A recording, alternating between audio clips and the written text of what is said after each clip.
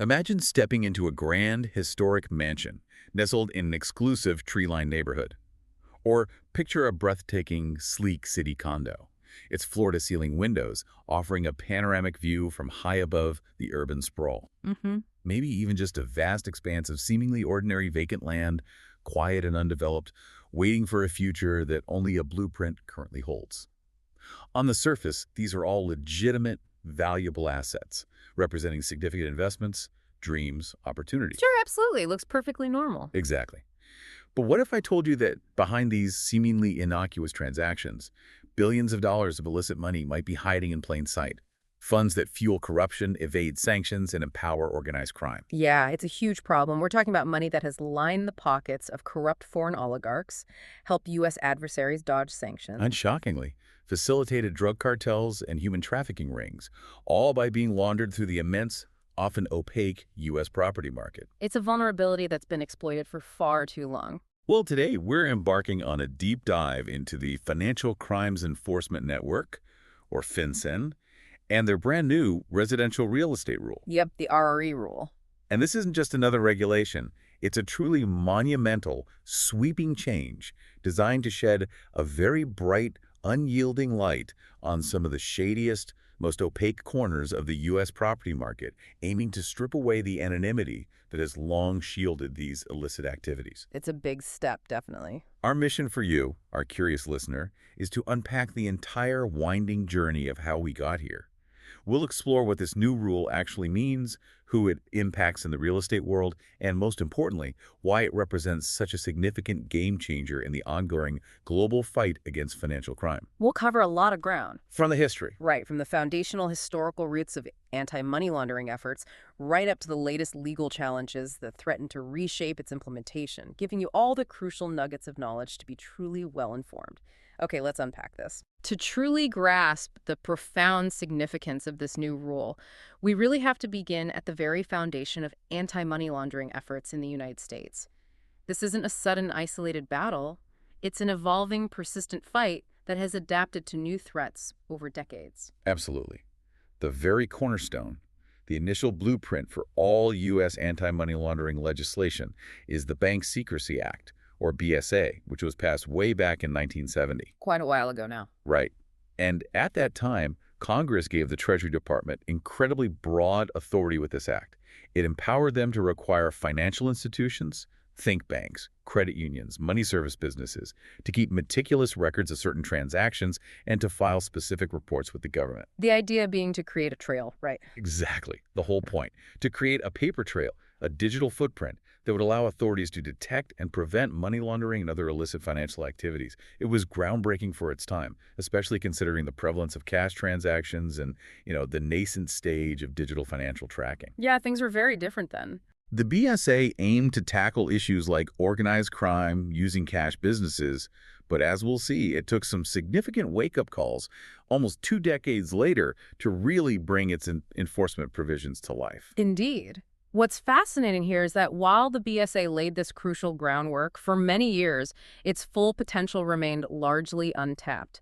It was almost dormant in certain areas, particularly when it came to aggressive, widespread enforcement. Right.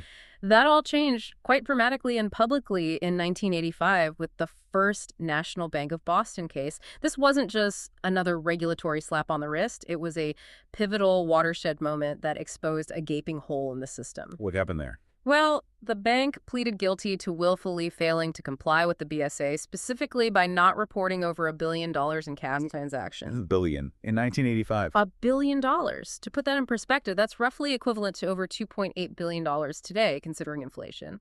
It was an astronomical sum, a staggering amount of illicit money that had simply slipped through the cracks, moving through the financial system largely undetected. This case sent immediate and profound shockwaves throughout the financial industry. It wasn't just about the fine or the guilty plea. It shattered the perception that banks could operate with such a lax approach to reporting. It ignited a public and political outcry, underscoring the urgent need for much stricter adherence to the BSA, pushing regulators to finally flex the muscle Congress had given them. $1 billion, or nearly $3 billion in today's money, just flowing through completely under the radar. That story really hammered home the urgent need for the government not just to have the power to fight financial crime, but to actually use it. Right, you need enforcement. And perhaps even more importantly, to define the crime itself more clearly. That leads us directly to the very next year, 1986, with the passage of the Money Laundering Control Act. Crucial piece of legislation. Yeah, this act was critical because it officially established money laundering as a distinct financial crime. Before this, prosecuting money launderers was often indirect, relying on other charges. Now, it was explicitly illegal to conceal or disguise the proceeds of illicit activities with the intent to make them appear legitimate. Made it a standalone offense. Exactly. And crucially, this act also mandated that banks implement formal BML, or anti-money laundering, programs. No more casual ad hoc approaches. Banks now had clear, comprehensive policies and procedures they had to follow for compliance, including internal controls, compliance officers, and staff training. This was a massive step towards formalizing the fight. And with the laws now explicitly defining the crime, and financial institutions compelled to create more rigorous compliance programs, the next logical and essential step was to establish a dedicated enforcer, a central hub for intelligence. Right. Someone had to manage all this. That's precisely where FinCEN comes in. The Financial Crimes Enforcement Network was established in 1990 as a distinct bureau of the U.S. Department of the Treasury. Okay, so 1990. Its core role is incredibly vital. It collects and analyzes financial transaction information, essentially becoming the nexus for intelligence on financial crime. FinCEN processes a vast amount of data, those SARs and CTRs we'll talk more about, to identify trends, patterns, and individuals involved in a wide array of financial crimes, ranging from domestic money laundering to terrorist financing, fraud, and other illicit activities. It's like the central brain for this stuff. Pretty much. It acts as a bridge between law enforcement, regulatory bodies, and financial institutions, providing critical insights that can lead to investigations and prosecutions. So FinCEN is born, the laws are getting tougher, and the net begins to expand, reaching beyond just the obvious large banks. In 1992, the Anuncio-Wiley Anti-Money Laundering Act was passed, which formally required banks to file suspicious activity reports, or SARs. Ah, yes, SARs. Extremely important. These are those absolutely critical red flags that financial institutions file when they notice something that just doesn't feel right about a transaction, something that deviates from a customer's normal activity, or seems designed to evade reporting requirements. Like structuring payments, maybe. Exactly. Think about large cash deposits broken into smaller amounts, or complex transactions with no clear business purpose. Then, just a few years later, in 1996, FinCEN issued its very first geographic targeting order, or GTO. GTOs. Okay, this is getting closer to the real estate angle. It is. This was a significant innovative move because it allowed FinCEN to temporarily require financial institutions in specific geographic areas to report on certain types of transactions that might otherwise not be reported. Right. This inaugural GTO targeted money remitter agents in New York City. Money remitters. Interesting. Yeah, requiring reports on cash remittances to Colombia over a relatively small threshold of just $750. This showed an early, deliberate expansion of BSA enforcement beyond just traditional banks, starting to reach into other areas, like informal value transfer systems where illicit money might flow. So they were already thinking beyond the banks. It was FinCEN testing the waters, proving it could be agile in response to emerging threats. That 1996 GTO was indeed an early strategic indicator of FinCEN's willingness to adapt and target specific vulnerabilities where illicit funds were moving. But the true dramatic expansion and rigor of US AML laws came after a much more impactful, tragic event. Here's where it gets really interesting, because the stakes for financial integrity got much, much higher, reaching national security levels. Absolutely. Post 9/11. After the horrific events of September 11, 2001, the USA Patriot Act was enacted with unprecedented speed. This comprehensive legislation profoundly impacted the scope and rigor of U.S. anti-money laundering laws. Specifically, Title III of the Act, often referred to as the International Money Laundering Abatement and Financial Anti-Terrorism Act, introduced several critical changes. Huge changes. It unequivocally criminalized terrorism financing, which was a vital new front, recognizing that financial flows underpin these global threats. It also dramatically strengthened customer identification procedures, or CIP. Know your customer, essentially. Right, making it much harder for individuals to open accounts or conduct transactions without verifying their true identities, requiring things like looking at government-issued IDs, checking against watch lists, and maintaining records of customer information. Big burden on banks, but necessary. The act also explicitly prohibited U.S. financial institutions from dealing with foreign shell banks, which had long been a pervasive conduit for illicit funds, allowing money to move anonymously across borders. And it required enhanced due diligence for certain high-risk accounts and customers. The entire financial landscape shifted. Totally. The focus wasn't just on stopping drug money or fraud, it was now equally about stopping funds that could fuel global terror. This expansion instilled a level of vigilance previously unseen, transforming financial institutions into frontline defenders against terrorism. With that comprehensive historical context in mind, we can clearly see a recurring pattern. The government identifies a significant vulnerability, passes new or amended legislation to address it, and then FinCEN steps in with regulatory tools to close that loophole. Right, identify, legislate, regulate. And if we connect this to the bigger picture, to our current deep dive, the U.S. real estate market has long stood out as a glaring, persistent vulnerability for money launderers. It makes perfect sense when you think about it, doesn't it?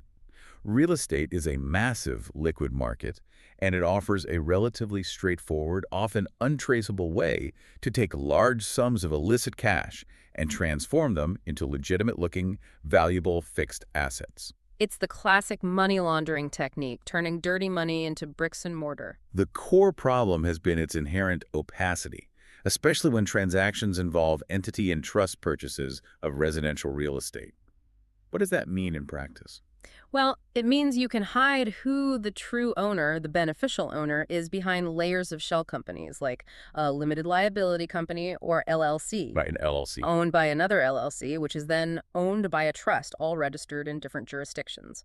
Or you can use complex trust structures that obscure the beneficiaries. Like Russian nesting dolls of ownership. Exactly. And this isn't just a theoretical problem. Sources confirm that this loophole has been extensively exploited. It has allowed U.S. adversaries to dodge sanctions, line the pockets of corrupt foreign oligarchs. Facilitated drug cartels and human trafficking rings by allowing perpetrators to launder criminal proceeds, among other ills. The consequences are far-reaching, impacting national security, undermining global justice efforts, and distorting local real estate markets. It's a prime example of how financial crime directly fuels other, often more violent and devastating crimes.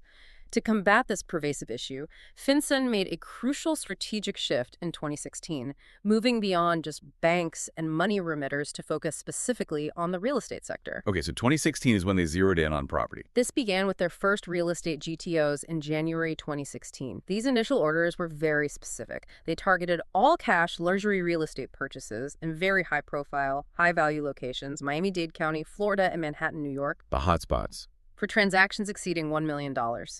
The GTOs required title companies involved in these transactions to identify the natural persons behind the shell companies or trusts making the purchases. So basically asking who really owns this million-dollar condo. Precisely, piercing that corporate veil. And it wasn't just a random targeting. This strategic move was directly influenced by an incredibly powerful investigative expose published by the New York Times in 2015 titled Towers of Secrecy. Yes, that piece made huge waves. That investigation was a landmark piece of journalism that truly pulled back the curtain on how anonymous shell companies were buying up high-end properties in places like New York City's ultra-luxury condo market. It provided concrete, often shocking examples of how this was being used to hide illicit wealth by individuals ranging from foreign politicians to international criminals. Really put a spotlight on the problem. The expose sparked widespread public outrage and put significant pressure on regulators and lawmakers to act. It highlighted a previously underestimated systemic vulnerability, making it impossible for FinCEN to ignore. The GTOs were FinCEN's direct, swift response to that public and journalistic scrutiny. Exactly. And once those initial real estate GTOs were issued in 2016, FinCEN didn't just stop there. They continuously renewed and significantly expanded them throughout the years, right up to the new rules implementation. So it wasn't a one-off thing. Not at all. This demonstrated an ongoing commitment and a growing data-driven understanding of the problem. Geographically, they broadened their reach extensively to include more major metropolitan areas across 14 states: California, Colorado, Connecticut, Florida, Hawaii, Illinois, Maryland, Massachusetts, Nevada, New York, Texas, Washington State, and, of course, Washington, D.C. Wow, quite the expansion. And they also lowered the reporting threshold for these transactions. For most areas, it dropped significantly to $300,000. From $1 million down to $300K. That's a big jump. And for Baltimore City and County, where there were particular concerns, it went even lower to $50,000. This clear trend towards broader geographical coverage and lower thresholds showed FinCEN's determination to cover more ground and more types of transactions, laying the critical groundwork for a much more comprehensive permanent solution. Getting closer and closer to a nationwide approach. In fact, the latest GTO renewal was just on April 14th, 2025, and was effective through October 9th, 2025, underscoring that these temporary measures were still deemed absolutely necessary right up until the new permanent rule could finally come into force. This gradual expansion really highlights how FinCEN was testing the waters, gathering intelligence, and building a data-driven case before making a permanent nationwide move. And speaking of permanent solutions, a truly legislative game-changer came with the Anti-Money Laundering Act of 2020, or AMLA 2020. AMLA 2020, yes. Very significant piece of legislation. This act was a sweeping, historic overhaul of the U.S. AML regime with a core focus on strengthening security through transparency. A key component of AMLA 2020 were the Corporate Transparency Act, or CTA. The CTA, right. That's a huge part of this puzzle. This is absolutely crucial for our discussion today because it directly addresses the anonymity problem. The CTA requires corporations, limited liability companies, LLCs, and similar entities formed or registered to do business in the U.S. to report their beneficial ownership information directly to FinCEN. Finally getting at who really owns these companies. This is designed to pierce that veil of anonymity we talked about earlier, the one so often created by anonymous shell companies and complex ownership structures that are frequently used in real estate transactions to obscure who truly owns what. It's a fundamental shift, moving from reactive investigation to proactive information gathering. And the ongoing critical need for this comprehensive permanent rule was further solidified and confirmed just this year, in February 2024, when the Department of the Treasury released its National Money Laundering Risk Assessment, or 2024 NMLRA. Okay, so official confirmation of the risk. This assessment wasn't just a hunch or a suspicion, it was a formal, government-backed, in-depth analysis that explicitly identified entity and trust purchases of residential real estate as a continued vulnerability for money laundering. This reaffirmed, with hard data and analysis, the necessity of a comprehensive permanent rule to address this persistent and evolving threat, stating clearly that the use of legal entities to mask beneficial ownership remained a significant enabler for illicit finance in the real estate sector. So after years of temporary GTOs, groundbreaking legislative pushes for transparency like the CTA, and clear, documented assessments of the threat, all of this history brings us to the grand unveiling of the permanent solution. So what does this all mean for you, whether you're in the industry or just a curious citizen? This is the big one we've been building up to. The main event. On August 29, 2024, FinCEN finalized the anti-money laundering regulations for residential real estate transfers, now officially known as the RRE rule. To reiterate, this is not another temporary GTO. This is a permanent nationwide expansion of AML requirements for non-financed residential real estate transactions involving legal entities and trusts. Permanent and nationwide. Key points. It's a truly seismic shift for the entire real estate industry, transforming the way properties are bought and sold and fundamentally changing who is responsible for preventing illicit money from entering the market. And that effective date is absolutely critical for anyone involved in real estate. December 1st, 2025. Mark your calendar. December 1st, 2025. Got it. This rule applies nationwide, covering every single state, including D.C., Puerto Rico, and even Native American lands, ensuring there are no geographic loopholes. No hiding anywhere. And a key differentiator from the old GTOs, and a point of broad impact, is that there is no purchase price limit. Whoa, no minimum, unlike the GTOs. No minimum at all. This means a $100,000 vacant lot purchased by an LLC for future home construction could be covered, just as much as a multi-million-dollar luxury condo. This broad scope demonstrates FinCEN's clear intent to truly close the loophole across the entire spectrum of residential real estate, not just targeting the highest-end, most obvious transactions that might attract attention. So it catches everything. This comprehensive approach is designed to catch even smaller, less conspicuous attempts at money laundering. Right, so let's break down what actually qualifies as a reportable transaction under this new rule, because the definitions are incredibly important and can be quite nuanced. First, what counts as residential real property? Okay, the definition. The rule defines it quite broadly. It includes your typical single-family homes, townhomes, condos, and co-ops. But it also extends to entire apartment buildings if they're designed for 1 to 4 families, mixed-use properties where a residential component exists. So like a shop with an apartment upstairs. Exactly. And crucially, even vacant land, if that land is clearly intended for home construction. So it's not just existing houses, it's also where new houses are going to be built, recognizing that land acquisition is often an early stage of money laundering schemes. Covers the whole life cycle, basically. Pretty much. And the non-finance transfer aspect is where some listeners might have a slight misunderstanding, and it's vital to clarify. Generally speaking, this refers to what most people call a cash purchase, meaning the buyer isn't getting a traditional mortgage or an institutional loan from a regulated bank. Okay, so no bank loan involved. However, it's absolutely vital to understand that this definition is broader than just literal cash under the mattress. It also extends to cases where the buyer receives no loan secured by the property and issued by a financial institution that follows AML rules and files SARs. Ah, okay. What does that mean in practice? It means the rule covers private financing, seller financing, or any other non-institutional lending. For example, if a foreign entity loans money to an LLC to buy a property in the U.S., and that foreign entity isn't a regulated bank that files SARs, that transaction falls under the rule. So even if it's a loan, if it's not from a regulated bank. Exactly. This is a subtle but critical detail, as these alternative financing methods have historically been used to obscure the true source of funds and the beneficial owner, making them a higher risk for money laundering. This provision ensures that money launderers cannot simply pivot to private financing to evade scrutiny. That's a really important distinction for our listeners. It's not just cash under the mattress. It's any transaction where a regulated, transparent bank loan isn't involved.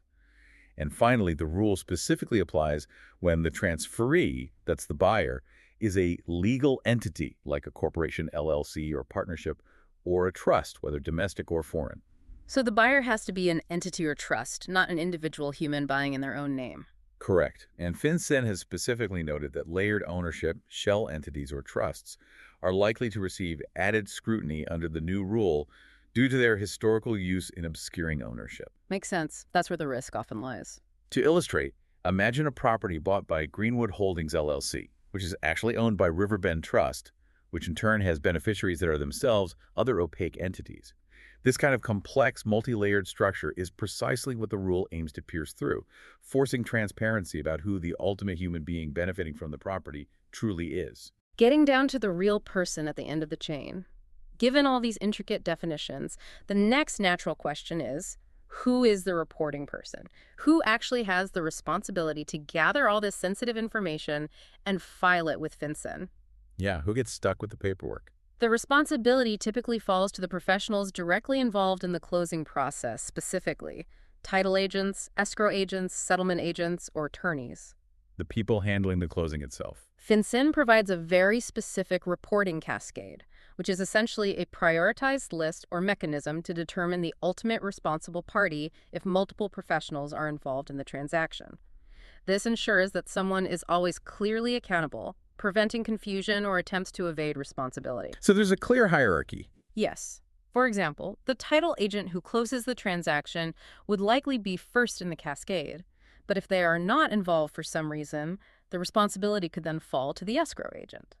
It's also worth noting that parties can contract to shift the filing requirements among themselves through formal designation agreements, provided FinCEN's criteria are met. Oh, they can agree amongst themselves. They can, but the ultimate responsibility still rests on one of these designated professionals. This requires clear communication and agreement among all parties involved in the real estate transaction. Okay, so once that reporting person is clearly identified, what exact information goes into this new real estate report, or RER form? What are they reporting? It's pretty comprehensive, designed to paint a full picture for FinCEN. The report will require the identities and detailed contact information of both the transferor or the seller and the transferee, the buyer. Seller and buyer details, standard stuff. Crucially, it will demand extensive beneficial ownership information for the transferee, meaning anyone who owns at least 25% of the purchasing entity has to be identified by name, address, and an identifying number. The 25% rule. Okay, that's key. Plus, details on individuals signing on behalf of the transferee, their roles and authority. Of course, all the specifics of the property are required, like address and parcel identification. And finally, comprehensive transaction details are needed. The precise purchase price, the method of payment, for example, wire transfer, cashier's check, and relevant account information involved in the transfer of funds. Wow, that is a lot of data points, each designed to connect a piece of the puzzle, I suppose. Exactly. This raises an important question for those on the front lines. How user-friendly, how practical is this new reporting going to be? Yeah, is this going to be a nightmare to file? The FACT Coalition, a nonpartisan alliance advocating for financial transparency, submitted comments to FinCEN during the rulemaking process. They stated that they support the final form of the residential RER as noticed and believe the fields appropriately mitigate and deter significant and long-standing money laundering risks. Okay, so transparency advocates think it's pretty well designed. They also specifically highlighted FinCEN's commendable efforts to simplify filing, including encouraging e-filing through their secure BSA e-filing system, allowing for batch filing of multiple reports for high-volume filers. Batch filing, that's helpful for busy title companies. Leveraging form logic to display relevant fields dynamically based on previous entries, and aiming for reduced high-volume duplication of information. So there's a clear effort to make the process as streamlined and efficient as possible for the industry, recognizing the scale of the task. That's good to hear, because given the sheer volume of real estate transactions in the U.S., ease of use is absolutely key to successful implementation. But even with that strong support from transparency advocates, the FCT coalition still had some important, nuanced reservations. Oh, what were those? Specifically, they pointed out concerns about the clarity of the preamble language in Part 4 transfer information, which deals with the seller's details. They recommended that this language mirror the language in the final rule to ensure absolute clarity for reporting each transfer, avoiding any misinterpretation about providing complete details for every single seller involved in a multi-seller transaction. So a small wording issue that could cause confusion. The devil's in the details. It shows that even with a robust rule, these minor ambiguities can lead to major compliance headaches if not addressed. And these details carry significant weight because the deadlines and consequences for noncompliance are severe and far-reaching. Reports must be filed electronically via the BSA e-filing system by the last day of the month following the closing month, or within 30 calendar days of the closing date, whichever comes first. Okay, so roughly a month after closing. That's a tight window. It is, and the consequences of failing to meet these obligations are not minor. They are designed to be a significant deterrent. We're talking about significant civil and criminal penalties under the Bank Secrecy Act. What kind of penalties are we talking? Fines. Oh, much more than just fines, potentially. For title companies, this can mean crushing financial sanctions, which could involve multi-million-dollar fines that drain company coffers and severely impact their financial stability. Crushing sanctions, wow. Beyond monetary penalties, it can lead to criminal investigations, potentially resulting in charges against both organizations and individual executives or compliance officers. There's also the very real threat of revocation of business licenses, which would essentially shut down operations entirely, forcing the company out of business. Lose your license. Game over. And ultimately, it can result in a complete reputational implosion, obliterating years of trust and client relationships, making it virtually impossible to recover in the market. This truly drives home the seriousness of the rule and the stakes involved. Reputational implosion is a powerful and very accurate phrase, and it really underscores the gravity here. It makes it abundantly clear that title companies, escrow agents, and real estate attorneys are now squarely on the front lines of financial crime prevention. They are effectively being transformed from primarily transactional facilitators into critical gatekeepers of financial integrity. The Bank Secrecy Act forms the cornerstone of these new requirements, extending its reach directly and permanently into how residential real estate transactions are handled across the entire nation. It's a fundamental shift in their role and responsibility. That's right. Beyond the RRE rules' specific reporting requirements, these real estate professionals now have core compliance obligations that are deeply rooted in the BSA, which they must strengthen and meticulously apply to their operations. First, there's customer due diligence, or CDD. CDD, knowing your customer. This means they have to verify the identity of every individual involved in a transaction, especially the beneficial owners. It's not just a quick glance at a driver's license. The sources describe it as requiring a deep forensic examination. A deep dive on the people involved. This involves collecting and verifying names, addresses, dates of birth, and identification numbers, cross-referencing against various databases, and understanding the ownership and control structure of any legal entity involved. The practical challenge often lies in obtaining this information from foreign or complex structures, requiring persistent follow-up. Sounds time-consuming. Then, critically, there's suspicious activity reporting, or SARS. Title companies will now be obligated to file these for unusual transaction patterns, large cash payments, or transactions that don't need to make immediate economic sense. These are those crucial red flags they're obligated to raise with FinCEN. So what are some examples of these patterns? What should they look out for? It could be a buyer who is overly secretive about their identity or source of funds, or who insists on unusual payment methods. It might be a purchase price significantly above or below market value with no clear explanation. Like paying way too much for a property. Right, or getting it for a suspiciously low price. Or a rapid resale of a property shortly after purchase, again, without a clear economic rationale. Or perhaps a foreign buyer with no discernible business ties to the U.S. making a large all-cash purchase through an anonymous shell company. Lots of red flags to watch for. The process involves an internal review, documenting the suspicious activity, and then submitting a detailed report to FinCEN through the BSA e-filing system, ensuring the transaction doesn't proceed if it's deemed too high risk. And finally, They must continue with currency transaction reports, or CTRs, meticulously documenting any cash transaction exceeding $10,000. This threshold has been in place for decades and is a core part of the BSA. While most real estate transactions today involve wire transfers or checks, any substantial cash components will still trigger this reporting. so CDD, SARS, and CTRs, the big three. These three core obligations collectively create a robust framework for transparency and detection, pushing title companies to become a much more active part of the financial intelligence gathering apparatus. So given these new, significant, and quite detailed responsibilities, what are the actionable steps real estate professionals, and especially title companies, should be taking right now to prepare for the December 1st, 2025 effective date? It's not something you can just ignore and hope it goes away. Proactive preparation is paramount. Absolutely critical to start now. First, education is absolutely paramount. You need to start educating. That means beginning open and honest conversations now with real estate agents, lenders, and especially your customers. Setting expectations early will make the transition smoother for everyone involved. Let people know what's coming. People need to understand why this sensitive information is being collected, the legal obligations driving it, and the severe consequences of non-compliance.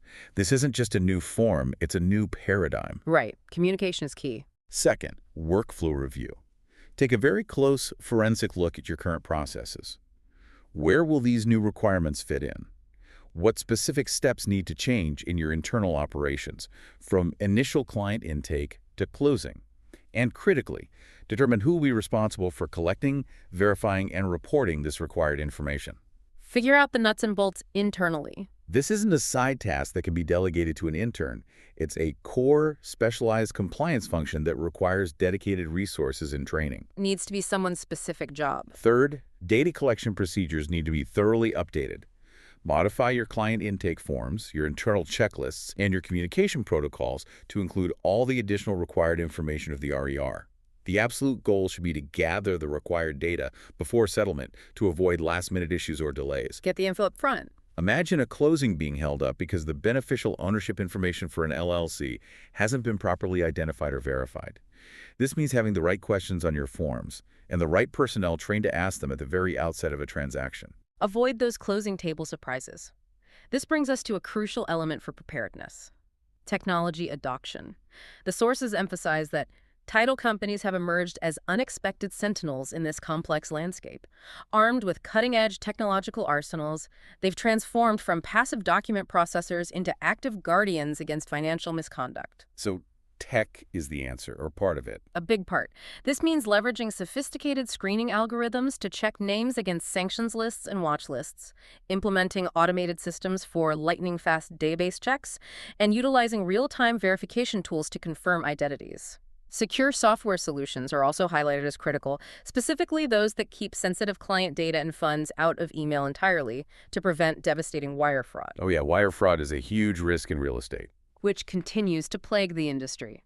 Companies like Qualia are already actively developing features and integrations to support RE rule compliance, and the American Land Title Association, ALTA, is actively developing standardized data collection forms and best practices to assist their members. Technology is no longer a convenience, it's a compliance necessity and a fraud prevention imperative. That's a really exciting and essential evolution for the industry. Beyond tech, training is absolutely non-negotiable. Continuous employee training isn't optional. It remains absolutely essential. Can't stress training enough. Your entire staff, from frontline employees to management, needs to be up to date on the rules and requirements. This training should go beyond just memorizing the RER form. It needs to cover red flag recognition for suspicious activities, the importance of accurate data input, and the severe penalties for non-compliance. And not just once, but ongoing. You also need a robust framework to monitor ongoing compliance and provide refresher training as regulations evolve. Without proper recurrent training, even the best technology and workflows will fall short. Very true. Another incredibly practical step is to conduct dry runs.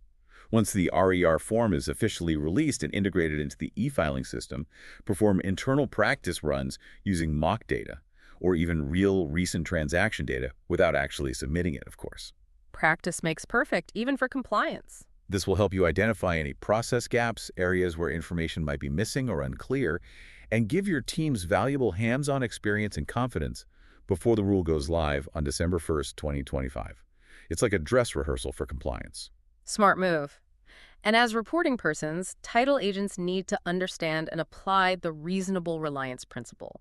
This principle is important because it allows them to reasonably rely on information provided by buyers, sellers, or their representatives, as long as that information appears credible and complete. Okay, so they don't have to be private investigators for everything. Not exactly. They are not required to independently verify every single detail provided by clients, which would be an impossible burden. However, there's a specific crucial caveat for beneficial ownership information. A written certification from the transferee or its representative is required. So for who owns it, you need written proof from the buyer's side. Precisely. This adds an extra layer of protection and accountability, ensuring that the statement regarding beneficial ownership is formally attested to by the party responsible for providing it. Got it. Finally, stay informed. This regulatory landscape is incredibly dynamic, constantly evolving. It really is. Things change fast. You should actively subscribe to FinCEN updates, join industry association newsletters, and regularly consult title agency bulletins to keep abreast of regulatory updates, compliance tips, and emerging best practices. Proactive monitoring of these resources is absolutely key to long-term compliance and adapting to any future changes or clarifications to the rule. Despite all this diligent preparation and the undeniable benefits of increased transparency, it's important to acknowledge that these expanded reporting requirements come with significant challenges and have sparked a strong industry response. Right, it's not all smooth sailing. What's the pushback? Well, the industry argues vehemently that the rule will impose an undue burden on businesses and that its costs outweigh its benefits. FinCEN, in its own regulatory impact analysis, estimated the compliance costs could be between $428.4 million and $690.4 million in the first year. Whoa, that's a hefty price tag. Almost $700 million in year one. It is, and critics are quick to point out that FinCEN hasn't adequately estimated the economic benefits or the anticipated reduction in illicit activity that would offset these staggering costs, leading to a classic cost-benefit debate playing out in real time between regulators and the regulated industry. So, show us the proof that this cost is worth it. Essentially, these costs encompass everything from new software and technology to additional staffing for compliance to extensive training and potential legal fees. And that cost-benefit argument has escalated into a full-blown legal battle, raising the stakes even higher. Fidelity National Financial, FNF, which is one of the largest players in the title insurance industry, A major player. filed a significant lawsuit on May 20, 2025, in the Middle District of Florida, specifically seeking to block the RRE rule. The lawsuit will be presided over by Judge Wendy Berger. This raises a very important question. Will this legal challenge derail the rule entirely or simply delay its effective date? What are FNF's main arguments? FNF's core arguments are multifaceted and attack the rule from several angles. First, they contend that the rule exceeds FinCEN's statutory authority under the BSA, arguing that the BSA specifically limits reporting obligations to suspicious transactions relevant to a possible violation of law or regulation. So they're saying FinCEN doesn't have the power under the old law to make this rule. That's a key part of it. FNF essentially argues that this new RRE rule is an overreach, a dragnet that will sweep in millions of lawful transactions without any specific indicia of suspicious activity, which they claim is beyond FinCEN's mandate under the current law. A dragnet, huh? Catching too many innocent fish, so to speak. That's the argument. They believe FinCEN is effectively creating a new class of financial institution, title companies, without proper congressional authority. Okay, what else? Second, FNF is raising significant constitutional concerns. They argue the rule violates Fourth Amendment protections against unreasonable searches, contending that compelling the reporting of non-suspicious transactions without a warrant or probable cause is an infringement on privacy. Fourth Amendment. Interesting angle. They also cite First Amendment protections for compelled speech, asserting that requiring private entities to report information on non-suspicious transactions essentially forces them to speak on behalf of the government. Compelled speech. Forcing companies to report. Furthermore, they question Congress's delegation of authority under the Commerce Clause, arguing that the broad power given to FinCEN to implement such a wide-ranging rule might be an unconstitutional delegation of legislative power. So statutory authority, Fourth Amendment, First Amendment, Commerce Clause. Yeah. They're throwing the legal kitchen sink at it. It's a comprehensive legal attack on the rule's very foundation, challenging its statutory basis, its constitutional validity, and the scope of FinCEN's regulatory power. The outcome will have significant ramifications for financial regulation beyond just real estate. Wow, that's a lot of legal firepower aimed at this new regulation, and the arguments are clearly complex and far-reaching. But beyond the FinCEN rule and its legal challenges, the title industry is also grappling with a host of other significant broader challenges in 2025.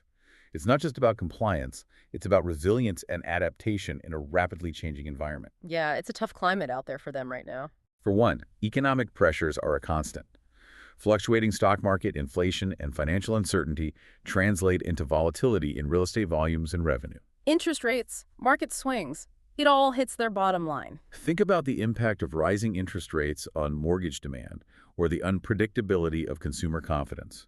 Title companies have to continually strategize to streamline operations, reduce overhead, and diversify services to adapt to these unpredictable shifts, often leading to workforce adjustments or consolidation within the industry. It forces efficiency, but it's painful. Then there are the ever-present and rapidly evolving fraud and cybersecurity risks. Wire fraud is a serious and growing threat, and this often targets real estate transactions where large sums of money are transferred. Huge sums at stake in closing. Prime target. Cybercriminals are increasingly sophisticated, using tactics like business email compromise to impersonate parties and redirect closing funds. The costs of cleaning up a data breach, from remediation to reputational damage, are astronomical. Companies need state-of-the-art secure software, multi-factor authentication for all sensitive access, robust encryption. And constant vigilance. And they have to continuously educate both clients and staff on recognizing the latest fraud schemes. It's a constant high-stakes battle to protect client funds and data. Absolutely.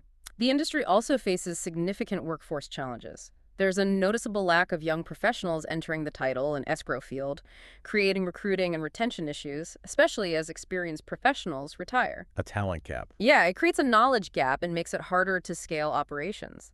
Companies are actively exploring solutions like offering remote or flexible work arrangements, highlighting clear career trajectories within the industry, and providing extensive training and mentorship programs to attract and retain new talent. Trying to make it more appealing to the next generation. And then there's the ongoing process of integrating modern technology. While we just discussed its importance for FinCEN compliance, many parts of the industry are still transitioning from largely manual, paper-based processes to fully digital workflows. Falling behind on this can lead to significant inefficiencies, competitive disadvantages, and makes it harder to comply with new regulations that demand electronic data. Still playing catch-up on the tech front in some areas. Yeah. And finally, evolving client expectations.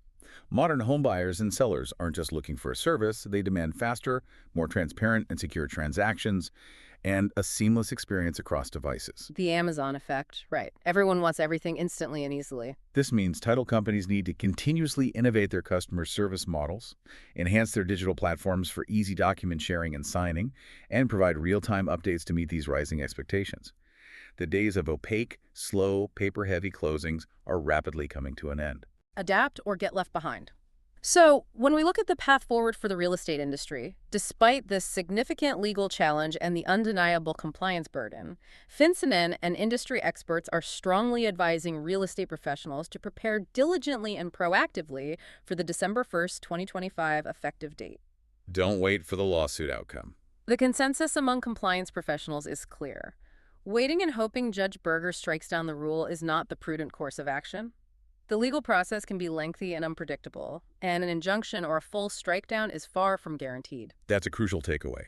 This new rule truly represents a paradigm shift for real estate professionals, who must now play a central role in the fight against illicit finance. A huge shift in responsibility. It means proactive preparation, including robust training, significant workflow adjustments, smart technological investment, and transparent, clear communication with clients will be absolutely key to navigating this evolving regulatory landscape successfully.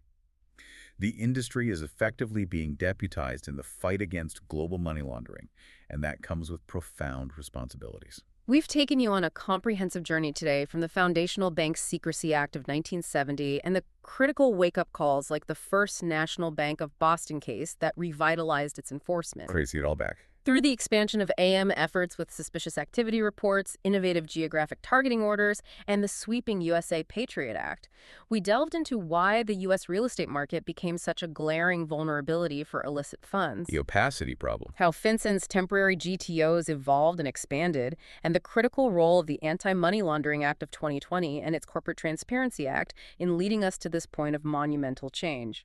And then we unpacked the core of FinCEN's new nationwide residential real estate rule, its precise definitions of reportable transactions and property, who files the reports and what information they contain, All the nitty-gritty details. how the new forms are designed for efficiency, and the severe, indeed crushing, consequences of non-compliance. We also explored the actionable steps title companies and other professionals must take to comply, from education and workflow review to technology adoption and continuous training. Practical steps for preparation. And finally, we looked at the headwinds, the industry's powerful arguments about compliance costs, the significant legal challenge from Fidelity National Financial, delving into its constitutional arguments, and the broader economic and technological pressures facing the title industry in 2025. It's clear that even if you're not directly in the real estate industry, understanding these financial integrity measures is crucial. It's about ensuring a fairer, more transparent economy, protecting against serious financial crimes that harm us all, and strengthening our financial system for everyone's benefit. Absolutely. This has been a truly fascinating deep dive into a corner of the financial world that impacts so much more than just property deeds. And as you mull all this over, what stands out to you about how this rule might fundamentally change the very nature of privacy in property ownership? That's a deep question. And as technology continues to evolve, how might FinCEN's approach need to adapt to keep pace with even newer, more sophisticated ways illicit funds might try to move through global markets?